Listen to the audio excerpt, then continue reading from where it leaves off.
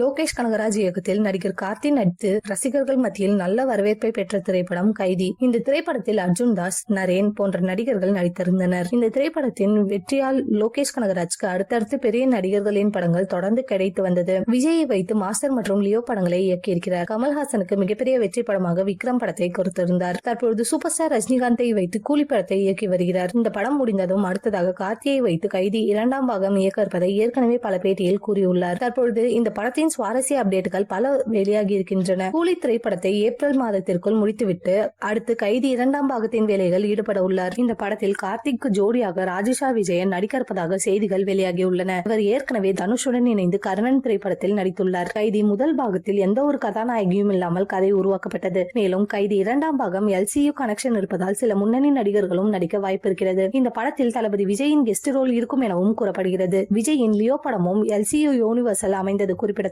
விக்ரம் திரைப்படத்தில் ரோலெக்ஸ் கதாபாத்திரம் மிகப்பெரிய வரவேற்பு பெற்றது. அதுபோலவே கைதி 2ஆம் பாகத்தில் தளபதி விஜயின் என்ட்ரி கிளைமேக்ஸில் இருந்தால் வேற லெவலில் திரையரங்கம் அதிரும் என்பதில் சந்தேகமில்லை.